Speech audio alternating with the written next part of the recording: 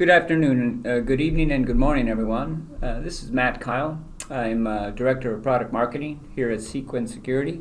I'm here with Will Glazier, the head of the CQ Prime Threat Research Team. And today we're going to talk about Bulletproof Proxies, how they work, and their role in automated attacks. I'm going to hand it off to Will now, and he's going to run through the presentation. Will? Hi, Matt, and hi, everyone who's joined us. Thanks for coming on today. So as Matt already mentioned, we're going to talk about Bulletproof Proxies, a very important component of attack infrastructure in automated attacks and the kind of threats that really hyper-connected organizations are facing today. So without further ado, we'll dive right in. Cequence, what we are and what we do. We're a small venture-backed company that's focusing on the most prevalent threats facing applications today. Those are automated attacks carried out by bots and bot operators. Those are application vulnerability, exploit type attacks. Really everything, and also the ecosystem of APIs that exists out there in a lot of connected organizations, securing those APIs, discovering them, understanding what they do, detecting attacks and threats to them, and mitigating them. So, as I alluded to right there, public-facing applications are powering businesses. Those applications can be located, sort of across your threat landscape. They could be in your data center, your public cloud, your, private cloud, and those applications do tons of things. And many times they're run on microservices, right? You have one application that's designed to check mileage of your account. You have another application designed to hold and store and check, rewards points that folks can redeem at a retail site. Applications to post comments, applications to retrieve comments, applications to actually follow a user on a social media site, let alone basic things like login and registration. So any type of site that has user accounts behind it or some kind of interaction that could take place by, a broad array of real humans, these applications are out there and they're being abused by folks, sometimes not even exploiting them, but using them as they're intended and abusing them that way. And so what we mean by that is, bad guys, as you can see here, this picture is really the same as the last slide, plus an element here to the left. And what that orange box on the left is what are the requirements if I'm a bad guy to carry out some of these attacks? What do I need if I want to log in and check the mileage in an airline rewards account so that I could resell it later or actually go ahead and extract that value and use those miles, all right? What do I need? And there's 4 things we need, and you see those 4 components highlighted there: toolkit, behavior, credentials, and infrastructure. We're going to talk a little bit about each of those components, but today's webinar is going to focus on the infrastructure component. That's where the Bulletproof Proxies live. What are the ramifications of these kinds of attacks? So we can see that the fraud goals here, the outcomes that bad guys want to achieve, are over here on the right half of the diagram. They want to do fake account creation to achieve gift card or sign-up theft.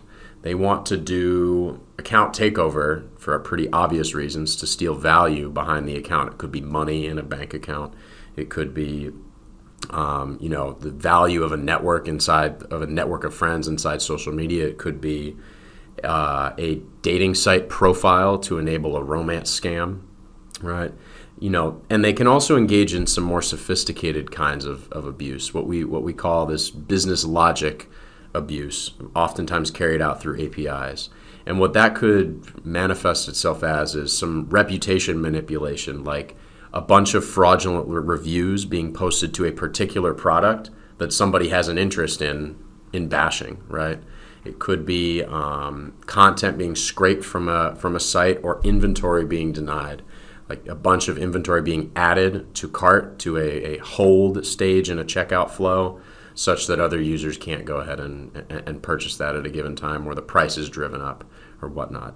Now, in the middle of this diagram here, we have 3 important components: mobile, web, and API. And the reason we show those here is those 3 channels are really all created equal in many ways. For a bad guy, all they represent is a door where they can get in. right? They'll attempt, if it's easier to go over the web channel, they'll go over the web. If it's easier to go over an API channel, they'll go over the API. And what we need are defenses that are detecting those 4 pillars of a bot attack across all 3 channels there in the middle. Without further ado, I'm going to turn it back over to Matt to give a quick overview of the 4 pillars of bot detection that we briefly alluded to in some of the last slides. Thanks, Will. Attack automation components. Each one of these play a key role, as Will had talked about, in executing an automated attack. The credentials. We've become numb to the weekly data breaches that continually refresh the available credentials for attackers to use to launch automated attacks. They take these credentials, they load them into the toolkits. The toolkits allow you to pick the target. I'm going to target wellsfargo.com. I'm going to target American Express. I'm going to target my favorite retailer. They will then load that into the tools, and they will begin to formulate their attack strategy. They will then take the infrastructure. They don't want to use their own infrastructure. They're going to use readily available IP addresses, either compromised, stolen, purchased, or what have you, that we're going to talk about today, but they will use those IP addresses to mask their identity and their location. And then as they execute the attack, they might run into some resistance, some prevention techniques. It's a cat and mouse game.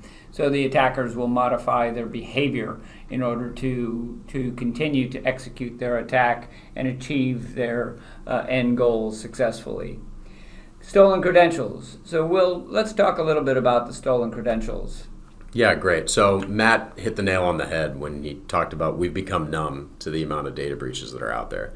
It seems like every day the number just keeps climbing and climbing, and there's only so much you can do with just the mass amount of data, and doing something as simple as, has this username been compromised in the past before another breach? Well, 99% of the time, yes. So now that answer starts to mean less and less as we go. The important thing that we like to talk about with respect to the credentials pillar is actually looking at the telemetry that's available inside that username, right? One of the unique vantage points that our product has is being able to see that telemetry because you're oftentimes on site.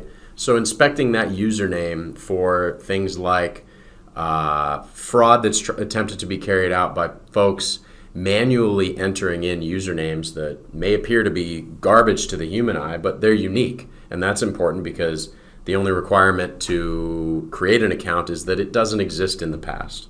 So an attacker will take that unique credential, create an account, maybe the email will bounce and they'll get served a response that says, hey, correct your typo. But in reality, they're not correcting a typo, they're creating a totally different fake account. That's another component of the credentials pillar that we mean beyond just looking at data breach statistics like you can see here. Another view of the wide range of data breaches is shown here. Again, this is continually updated, and it really is. We've become numb, as we mentioned, to the regular occurrence of data breach and the refreshing of the stolen credentials. We'll talk a little bit about this and how folks can easily put these stolen credentials to use. Yeah, putting together automation based on this it's non-trivial. It's already been done by a lot of folks. Right. There's Twitter accounts you can check, automated bots that crawl pastebin for the latest breaches, and plugging those usernames into these tools is the essential component in almost all these tools. They say, here, upload your combo list. And the combo list will either be email password, email username password, etc. This is what the tools are built to do, is ingest these lists. All right, let's move on to the toolkits. So the toolkits, again, take the user credentials and then combine it with a particular predefined set of code or attack techniques and allow you to execute those attacks. Snipr, one of your favorites, right? Yeah, so Snipr is really kind of a marketplace for bots, a one-stop shop where the tool itself, just purchasing the tool for $20, gives you access to kind of a publicly available and updated regularly repo of tool configs. So We can see here on this page, this is sort of the home page of the tool itself, the website where they sell it, excuse me. You can see different screenshots that are posted here of the different targets. You just click those little bubbles there and it tells you what kind of username password combination you have to enter in. All these bots are sort of predefined, and this repo is being updated by the community that contributes to this and by the owner and operator of this tool. So that really creates sort of a one-stop shop for many targets. Now, attack toolkits also can extend, within the universe of tools like Snipr, off-the-shelf tools, and also, beyond to custom toolkits, where a particular platform is created for one target and sold and resold as an AIO bot. AIO stands for all-in-one, designed to hit target X, Y, or Z. But a lot of times we start here from tools like this. Behavior. This is the technique where the attacker will find resistance at the front door, and they'll just walk around the side and look for the open screen or the open back door, right? They will oftentimes leverage APIs. What's funny about the API story is that we've been seeing attacks against APIs for at least 3 years, and now all of a sudden it's kind of hot. So we've been talking about it for quite some time, and we'll dig into that a little bit in just a moment. All right, the big topic for today really is the cyber criminal infrastructure, or bulletproof proxies. These are this is the infrastructure that facilitates the attack, allowing the attackers to remain anonymous and mask their location to hide within legitimate traffic. Take it away. Right. Awesome. The meat and potatoes of today, the bulletproof proxies. So this term that we've sort of coined for these proxies, bulletproof proxies, actually draws on a little bit of the history and some of the elements of bulletproof hosting that made it popular and made it effective, right? The anonymity and availability that are found in that universe as it relates to hosting malware and having command and control servers, those kind of elements are, obviously different for these kind of attacks because we're operating at scale, but they still are very important. Anonymity and availability is essential. So we're going to go a little bit into what we mean by those two things as we explore how these things work. What was interesting about the name is that it took the concepts of bulletproof hosting, well known, and extended it into the infrastructure. And as I looked at our efforts to put this research together, we kind of, I take a step back, and many of these things these elements have been available for years, right? You'd have to, but in the old days, just not many years ago, you'd have to know where to go on the dark web to find it. But you just showed the homepage for the bulletproof proxy, right? The fine proxy, right? Or smart proxy, I should say. The tool Snipr and Sentry MBA easily found in Google searches, whereas before you would have to know where to go on the dark web to find these things. So they're out there, they're in your face, they're marketing themselves as commercially available. Exactly. Something I find very interesting.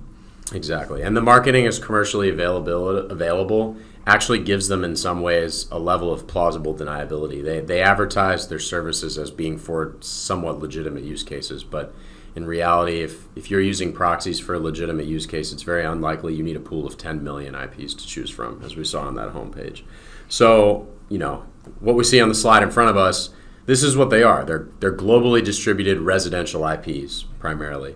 And the residential IPs ensure both anonymity and availability, because the anonymity comes from the fact that you are literally using the same infrastructure that grandma's using behind her own router.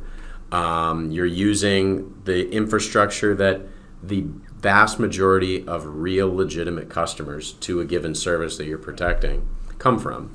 And then that also gives you availability, because as defenders, I struggle to block IPs from Comcast if all my users come from Comcast. So that in itself is a level of availability, because the The attacker knows they can't take a certain site or range or subnet of IPs and block them at the firewall. Yeah, I mean, if we look at this diagram, there's a couple of things that we're showing here. The image on the left shows the global distribution of the 900,000 that we had access to when we purchased the base package from Smart Proxy. The right-hand side shows the actual organizations of those IP addresses. To Will's point just now, it looks like I am coming from Comcast or Cogent Communications, or if I'm in the UK, I'm coming from Sky Broadband. When in reality, it's an attacker behind the scenes. And the Will's going to jump into how you can pick and choose the gateways in order to more fine grain to provide more granularity to your location. Exactly. Yeah, I think that's actually the next slide here. Yeah. So this is an example of, inside this portal here, inside Smart Proxy, we had purchased access, had a user account, go to the endpoints page, and it just presents you with a menu of, endpoint and port combinations to hit. You point your script to this location, through this location as a proxy. So if I wanted Spanish residential IPs, for example, I would hit es.smartproxy.com on port 10,000. And then this service would take care of all the IP rotation necessary to use that broad basket of IPs. You see at the top where we select session type, and we're choosing between rotating and sticky. That's a really important component of this, and this page shows just the pure ease of use of picking and choosing the location you want to pretend that you're coming from. And also another page, the next one down there, I think was, again, about integrating this tool with, how to do this, how to carry out this attack, right? Easy to integrate with normal sort of HTTP libraries like Python requests, OKHTTP. They've got, examples of how to just run this through curl simply. Now, obviously, advanced attackers are going to be pointing a tool that they've customized off the shelf through this endpoint. They're going to be pointing a custom attack platform to this endpoint, but fundamentally they're just picking and choosing a residential proxy endpoint that they will route their traffic through, and then tuning some of the other parameters here. So it's really, really easy to integrate with existing tools, off-the-shelf code libraries, and everything that really sort of lowers the barrier of entry for bad guys into this universe. So it means we as defenders end up dealing with more attacks. And also services like this, will show you, sort of also give you a window into the types of tools you can use, where to go, what bots to access, how to actually carry out these attacks. And this just kind of proves that a lot of the use cases that are advertised by these services, where they say, use this for A/B testing or user testing to see how your site would appear from place XYZ in the globe, those oftentimes are sort of hand-waving, and in reality the demand from their customers comes for this stuff. We see sneaker bots here where this is the Smart Proxy infrastructure service pointing its customers to a bunch of different off-the-shelf tools that would be used to go buy Nike sneakers, to make sure that the bots don't beat you and buy all the sneakers and you have to buy them off a reseller. You can buy a bunch and be that reseller, right? That's what these tools are for. And there on the left, you see the all-in-one bot, the AIO bot version 2 that you described previously. That's right. That acronym appears everywhere in this universe. So talk a little bit about this. This is a lot of information going on here. Let's, we're not going to read every word, but this is a very interesting flowchart that you and the research team put together as you kind of went through this process. So walk through this a little bit. Yeah, exactly. This good question, Matt. So this is a proxy acquisition flowchart that is based on the question: if I was a bad guy and asked myself, what do I want to carry out an attack? What are the pros and cons of each of those sort of toggles that I could select in this menu? What service do I choose? Do I want rotating? Do I want sticky proxies, right? All those kind of questions that I would have to ask myself. We talked a little bit about the pros and cons of each. So the first The first question here is, what type of proxy do you want? Do you want rotating proxies, or do you want sort of private, dedicated proxies that you purchase access to a block of IPs?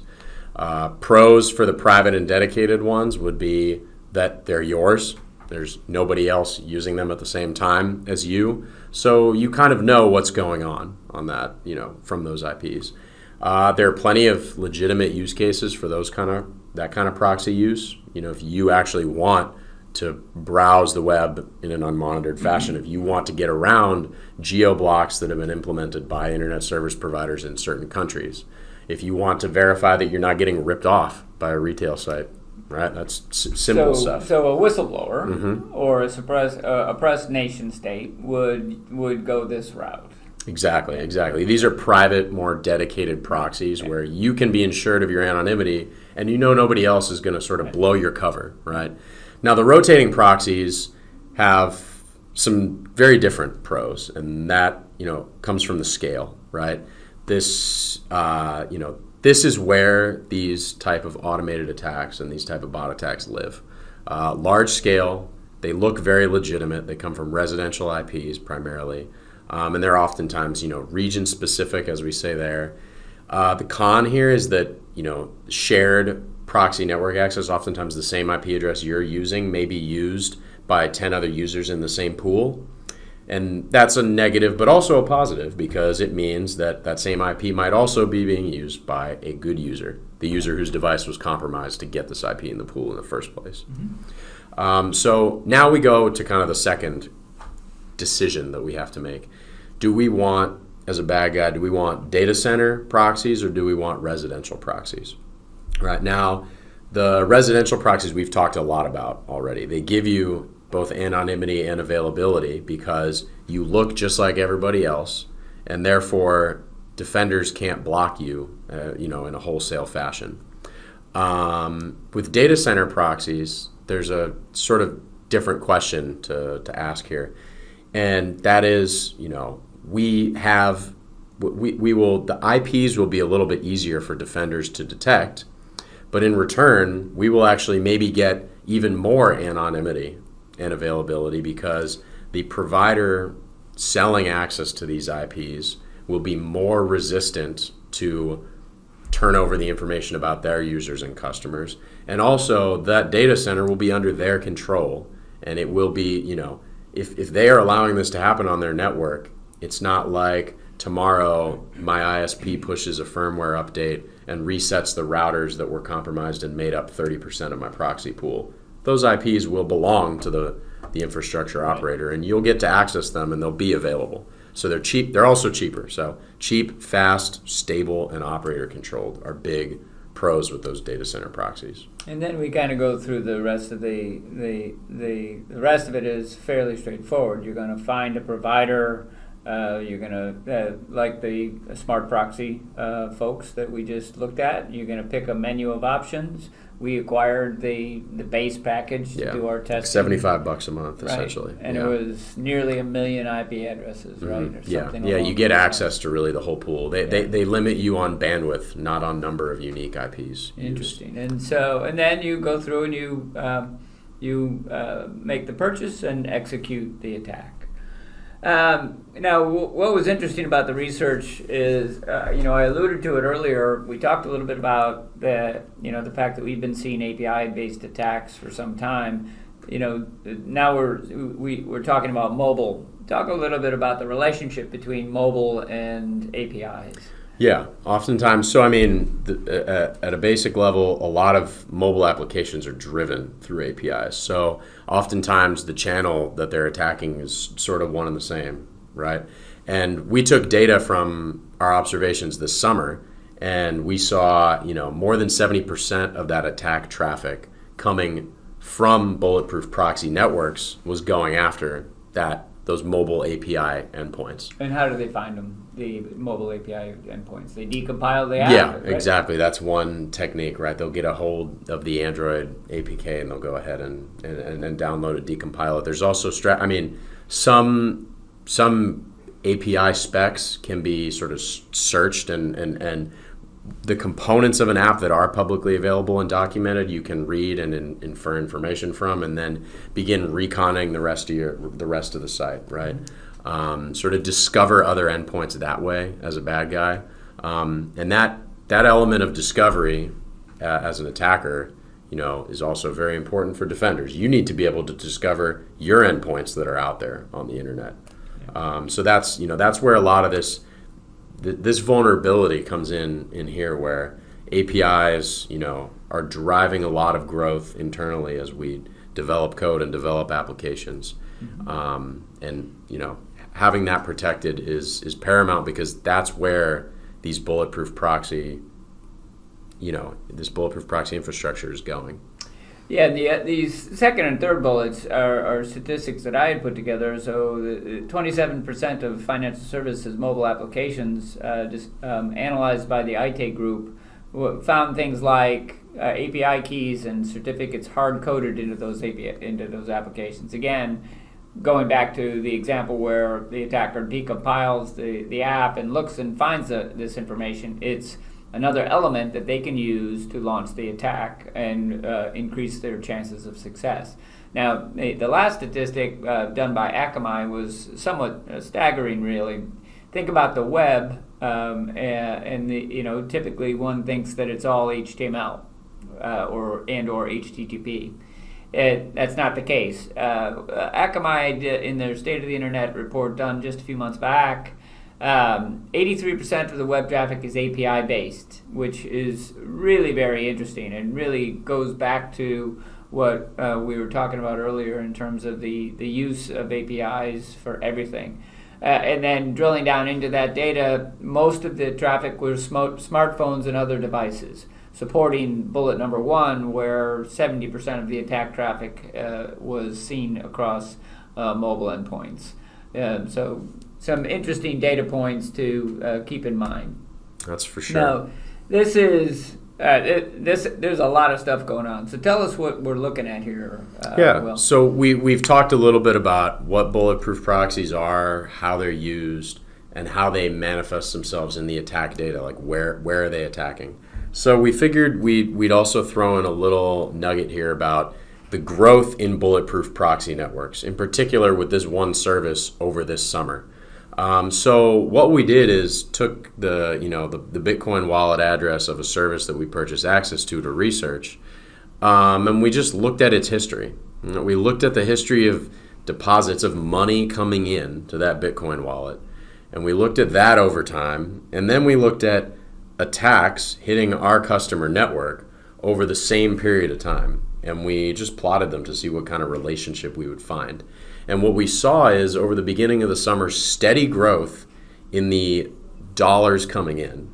So we can sort of infer that is the number of unique customers that this service is attracting, right? More people are purchasing access to this bulletproof proxy service, and we see some attacks in the beginning here. But we see the attacks primarily coming from a few organizations and a few blocks, right? The owners and operators of this network during this time were focused on building out their network, acquiring more blocks, getting IPs that belong to different organizations, getting a hold of different types of devices to add to their network. Once they did that and they built up their network, then they focused on getting the money where it needed to go, right? Getting those profits in their back pocket. And then we quickly saw more attacks from more places, distributed much wider throughout the rest of the summer, as the money kept coming into this service. So that's an example, a little bit of using a little bit of open source data to kind of infer what's going on at these services, and it opens our eyes up to a few interesting detection mechanisms we can add to our arsenal of things to look at when we're trying to deduce if a basket of IPs from Comcast might be, malicious or legitimate. Cool. All right, we're going to switch gears, and now we're going to say, all right, let's put all these 4 things together and take a look at some examples, both real-world and common examples of attacks. So first one, you and I put this together. This is a great example. This is one of our customers, financial services example. Talk through this one a little bit and how it worked. This is the Android app where they targeted the mobile API login. Yeah, this is a great example of all channels being equal and attackers just trying to abuse. They're going to abuse wherever they can. So this attack was carried out, the account takeover portion of the attack, number one, as you see here, was carried out through a mobile app API. And launching a huge credential stuffing campaign. Millions of different usernames, millions of IPs. This is where the bulletproof proxies come into play, right? And they went ahead and launched that credential stuffing campaign. And then, out of any valid response that would be returned, right, any username that the app told them was successful, any successful account compromise, they immediately took that valid credential pair, went over to the OFX API, used that validated credential pair to try to initiate a funds transfer request. Now, when you look at all of these transactions together, it's pretty dang obvious what they were up to, right? They wanted to compromise the account and then immediately go to a channel that's pretty uncovered in a lot of places, the OFX API. It's a really old protocol, really old standard, and you can do just about everything from there. And it's well documented. Publicly documented. Yeah, the whole thing is publicly documented, how you carry out a funds transfer request. Talk a little bit about, for a second, just for those who don't understand what's going on here, this is the OFX APIs that allows financial institutions to build out their ecosystem, right? So from that perspective, the APIs are all very well documented, so they can take it and partners can take and build an app to tie into Wells Fargo, Amex, Bank of America. So exactly. Right? One of the primary use cases for OFX back in the day was when people were using Microsoft Money, right? And they were sort of developing, it was power users at home developing their own internal tools to monitor all their assets and make sure they knew where all their money was. It was brokerage firms, it was, boutique investment firms, right? Power users, and now things like Mint that are designed for, for broad audiences of consumers using these protocols. There's development going on in new protocols, kind of a FDX, OFX 2.0, all this kind of stuff, but the main protocol being used is still super old, and everything's publicly documented. And another key element of not just this API, but many others is they're stateless, right? These requests, one request comes in over the OFX API and you authenticate and you initiate your funds transfer inside the same request. Well, all APIs Exactly. in general are Exactly. stateless. So Exactly. you have to do all of that, all of the back and forth that you might do with a web form is done in a single transaction, right? All right, fake account creation. So, this is pretty self-explanatory, using the stolen credentials against web form, mobile APIs, or directly to the APIs to create fake accounts, and then either sell them to take advantage of other reasons they'll create these is to take advantage of sign-up bonuses, or to commit things like reputation manipulation, posting many fake likes, bad reviews, creating a fake account in a romance, in a dating site. This is a real world example, right? Where the Zeus folks saw fake accounts created, and then over time relationships established. All of a sudden the folks, there's a death in the family, a request for money, the loan is made, and then the partner disappears. Romance scam. Romance scams are one of the top dollar loss, vectors of fraud going on in the world at the moment, and so that's a huge area. And those romance scams are enabled by account takeover and fake account creation. One other element of account creation is information manipulation. Things on social media, obviously, comment sections. Not even just the comments that are actually put there, but the army of bots that go and like those comments, right? Well, it's very much what was done in the 2016 election, and that we will probably see some of in the upcoming election cycle. Exactly. Like, yesterday it was Facebook. Tomorrow it'll be Instagram. There's also comment sections on many news sites themselves. Some news sites have had to take them down because they get abused so much.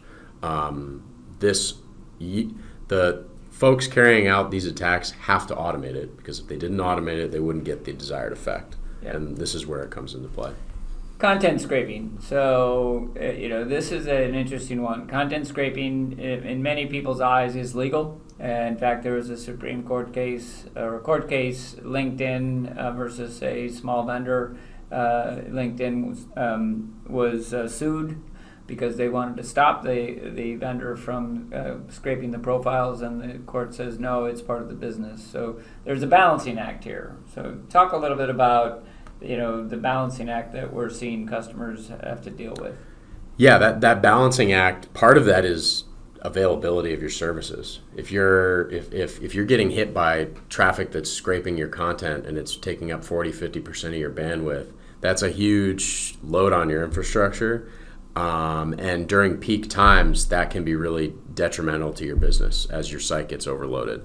There's the competitive element of this, where competing services may be trying to rip off your content, take market share, target users in a particular geolocation where maybe they want to grow and you're currently the top dog, and they want to get content that sort of works in that site. There's also two tangential problems to content scraping that use a lot of the same techniques, and that's both ad fraud and SEO manipulation.